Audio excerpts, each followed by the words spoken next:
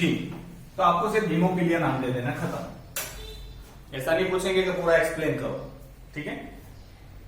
Colour blindness and haemophilia दोनों x link है, ऐसा याद रखना।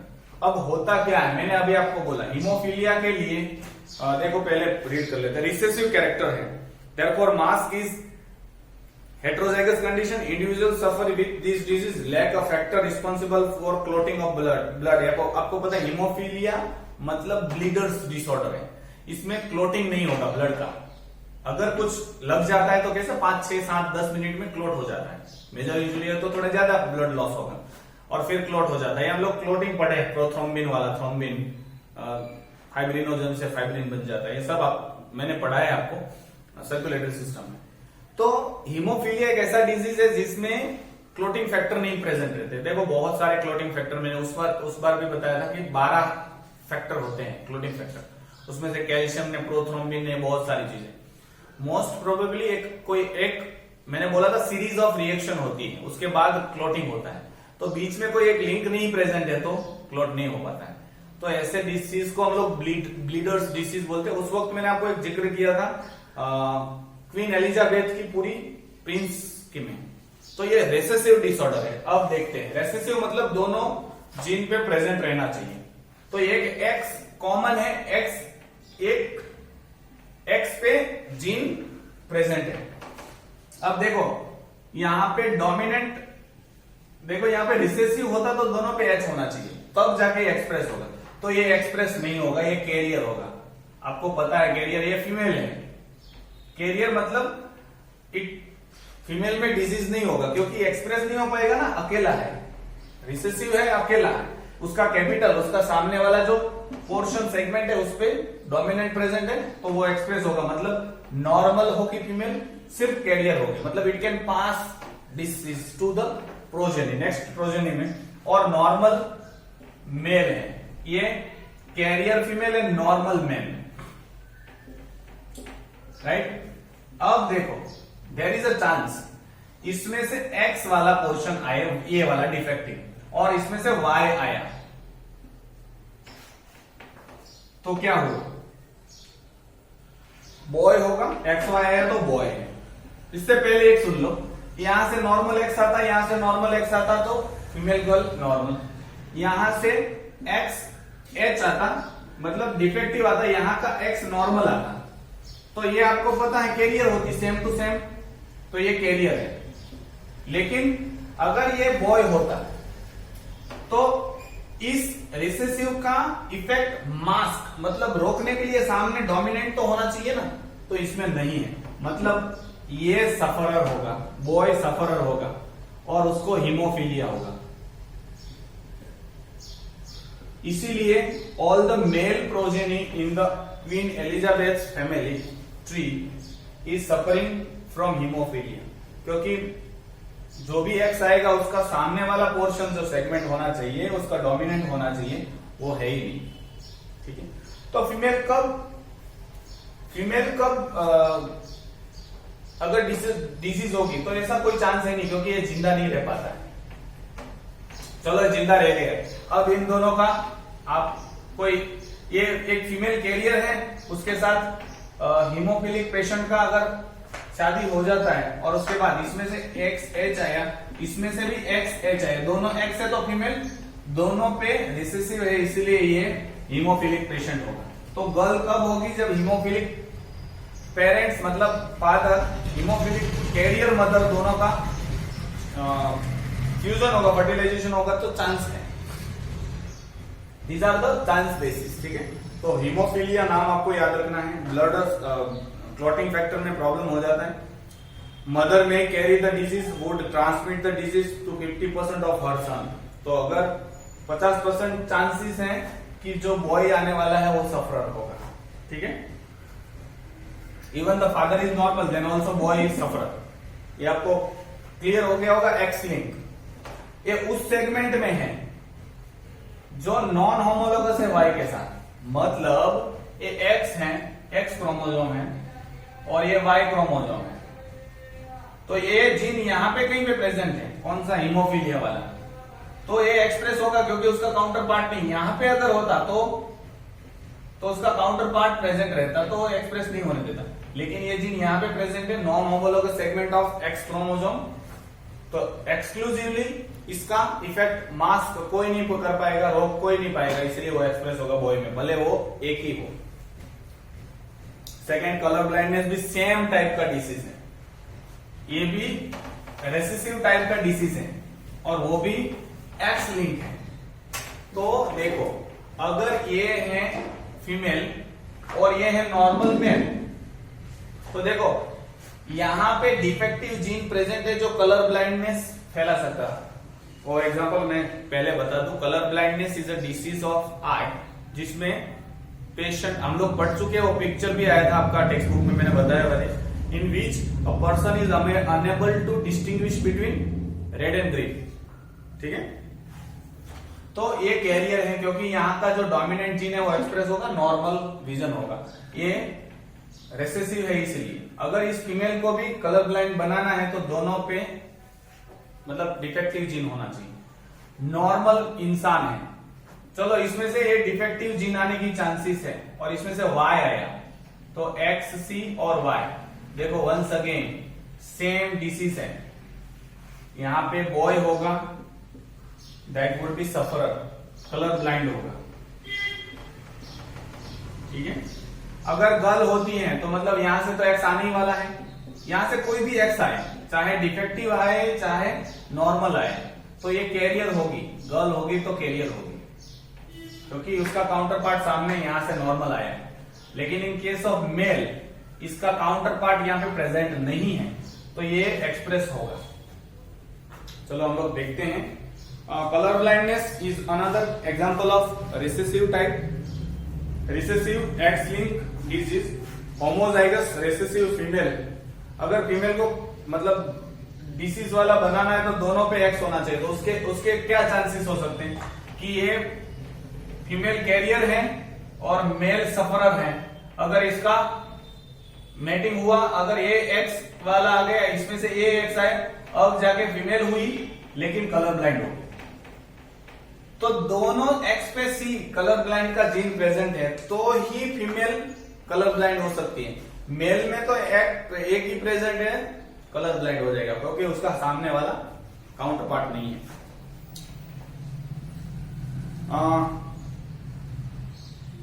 रेड एंड ग्रीन में the population of colour blind woman is much lesser than colour blind mail. तो ज्यादातर पॉपुलेशन में मेल जो प्रोजेनी है वही कलर ब्लाइंड होते हैं as compare to female. If a colorblind man marries a girl who is a carrier, the following result would be there.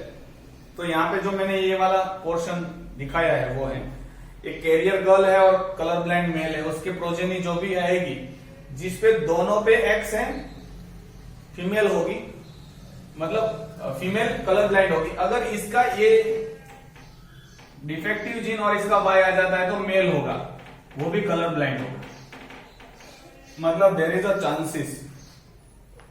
तो आपको और कुछ नहीं पूछते, सिर्फ पूछते हैं give the example of x link inheritance disease. तो आपको दो नाम याद रखने हैं, हीमोफीलिया एंड कलर ब्लाइंडनेस, और कुछ नहीं पूछते। बोर्ड की बात कर रहा हूं, यहाँ लोकल एग्जाम में पूछ सकते हैं। Inheritance of defective tooth enamel is example of x link. तो टूथ देखो, बहुत सारे बच्चों के मतलब दांत सड़ जाते हैं, that is also x link, इसकी तरह ही है। तो तीन एग्जांपल हुए, haemophilia, colour blindness and tooth enamel. Tooth enamel तो पूछते नहीं है, लेकिन याद रखो। म्यूटेशन, ये बहुत जबरदस्त टर्मिनोलॉजी है। म्यूटेशन मतलब sudden change in the gene, gene में कोई चेंज आ जाता है डीएनए के स्ट्रक्चर में, तो उसको हम लोग बोलते हैं mutation. Mutation cause change in the DNA structure, thus it result into change in the certain characters of the trait or organism. So mutation can be defined as the sudden change in certain characteristics of an organism. तो DNA में change आएगा। ये बहुत सारे mutation अच्छे हैं, बहुत सारे म्यूटेशन बुरे हैं। Mutation can be caused by radiation, X-ray, gamma rays, beta rays, जो भी यूवी रेज जो भी हैं, कुछ केमिकल से भी होते हैं, कुछ टेम्परेचर, फिजिकल, बहुत ठंडी या गर्मी, या कुछ ऐसे ट्रीटमेंट या ऐसे रिएक्शन से भी म्यूटेशन हो सकता है। Sickle cell anemia is an example. Blood disease caused by gene mutation. Mutation can also occur by the radiation exposure. अगर आप बार बार एक्सरे पे एक्सपोज हो रहे हो, मतलब अनलिमिटेड टाइम, तो it would cause certain mutation. तो नेक्स्ट जनरेशन में शायद अच्छी भी चीज आ सकती है, बुरी भी. तो हमारा जो इवोल्यूशन हुआ है फ्रॉम द एप्स और from the amoeba to human beings, most develop animal, that is due to the this mutation. लेकिन वो म्यूटेशन स्लो है. ये म्यूटेशन की जो बात करें वो फटाफट होती है. एक जनरेशन में अच्छा है पेरेंट्स, लेकिन उसका बच्चा डिफेक्टिव आता है, that is due to the certain mutation, right. Y-linked inheritance सिर्फ मेल में होगा. इनमें एग्जांपल उसका है हाइपर ट्राइकोसिस. हाइपर ट्राइकोसिस मतलब कान में एक्स्ट्रा बाल निकलते हैं. आपको पता है यहां से निकलते हैं, देख लेना मेल में.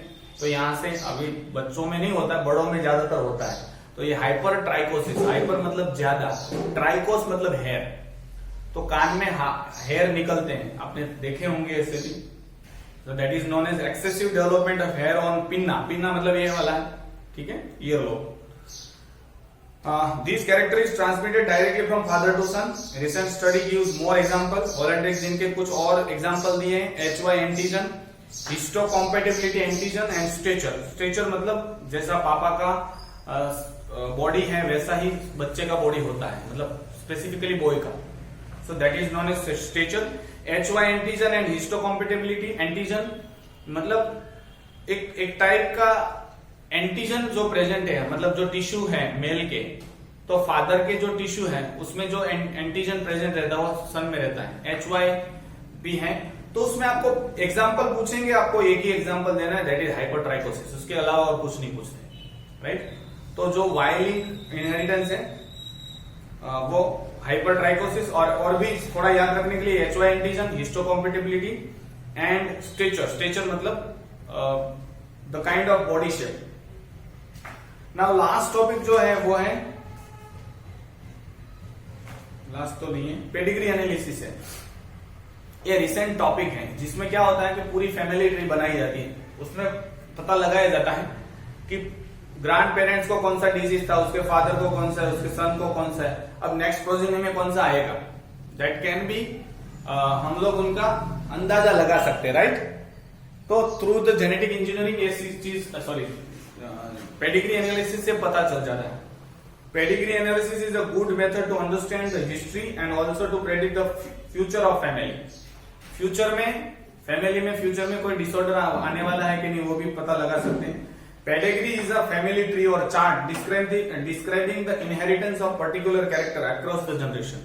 कोई particular character को express होगा कि नहीं होगा, chances है कि नहीं, वो देख सकते हैं. आज तो ये भी अवेलेबल है कि एम्ब्रियो में अगर डिफेक्टिव चाइल्ड है, हमको पता है कि इनके जीन में, मदर के जीन में या ग्रैंडफादर के जीन में कुछ डिफेक्ट था, और हीमोफीलिया या कलर ब्लाइंडनेस या कुछ भी डिसऑर्डर, बड़ा बड़ा डिसऑर्डर होते हैं, बहुत बड़े हैं, तो वो एम्ब्रियो में से, एम्ब्रियो मतलब जब फर्टिलाइजेशन होगा उस जाइगोट में से वो डिफेक्टिव जीन निकालेंगे और नॉर्मलाइज जीन डाल देंगे.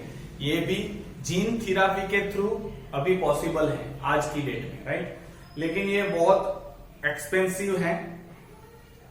Pedigree is family tree chart describing inheritance of particular character across the generation.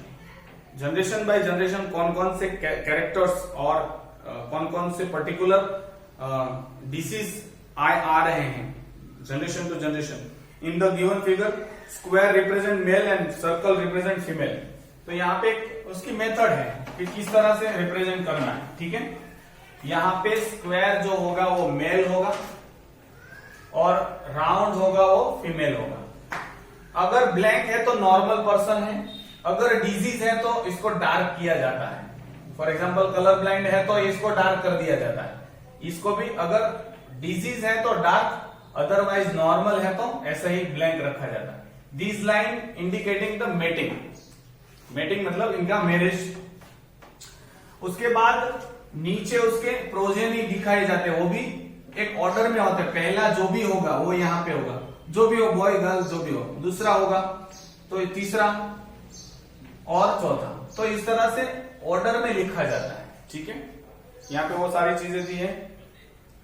Figure represent 3 generation pedigree. एक बाजू में फिगर दिया है और ईयर लोब के बारे में बात की है. we use it the recessive allele attach earlobe and dominant alleles which result in free earlobe.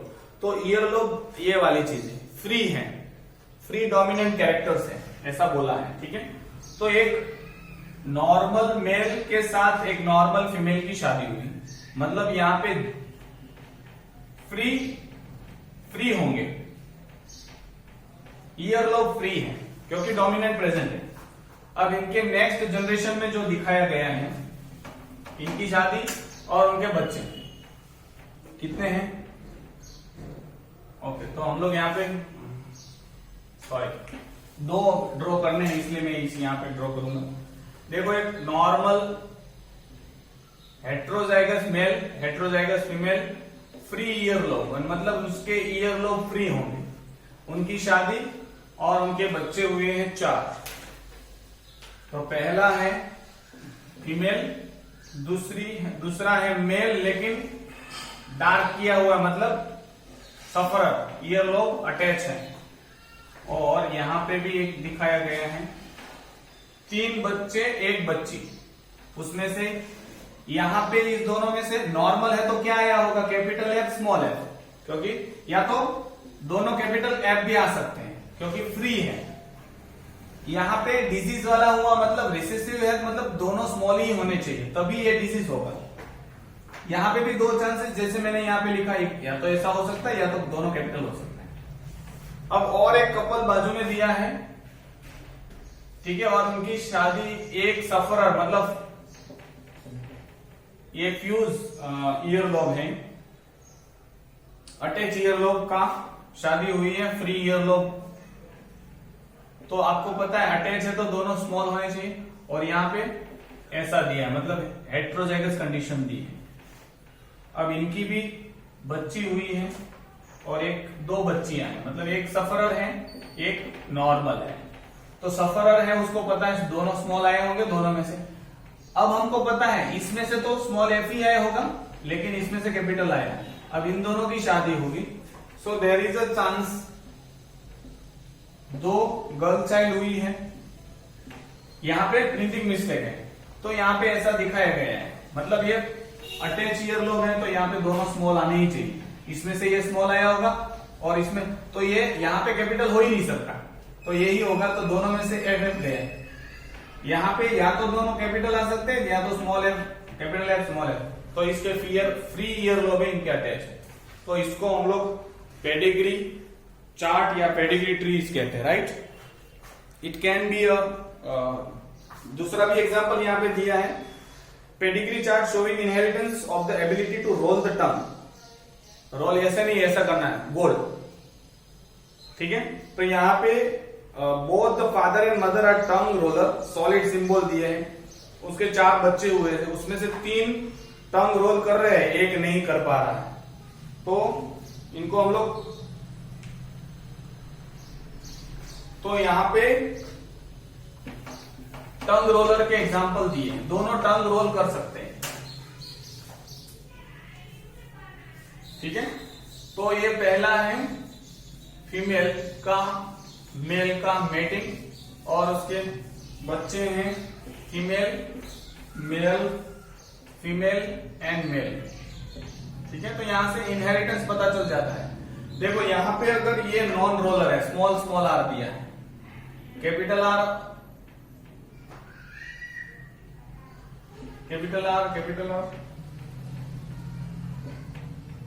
इसमें स्मॉल नहीं आ सकता। अगर ये रोल कर पा रहे हैं तो हेट्रोजाइगस कंडीशन होगी, तो ये मेल या फीमेल हैं वो दोनों हेट्रोजाइगस कंडीशन में होगा, क्योंकि दोनों स्मॉल आर चाहिए। तो हमको यहाँ पे देखो, मैं यहाँ पे ऐसे नहीं कर सकता, तो यहाँ दोनों स्मॉल आर नहीं आ सकते, इसलिए दोनों हेट्रोजाइगस हैं। तो दैट मीन्स डोमिनेंट डिसऑर्डर है ये। डोमिनेंट मतलब एक भी कैपिटल प्रेजेंट है, that means they can roll their tongue. एक भी नहीं है तो they can not. And parent have heterozygous and non roller children must have recessive one recessive gene from the mother and the other recessive from the father. तो दोनों small के लिए दोनों हेट्रो मतलब दोनों में स्मॉल आर प्रेजेंट रहना चाहिए, तब तो जाके हम लोग यहाँ पे लेके आएंगे। यहाँ पे कैपिटल आर है तो 2 में से 1 आएगा तो कैपिटल ही आएगा ना, तो ये रोलर होगा हो जाएगी।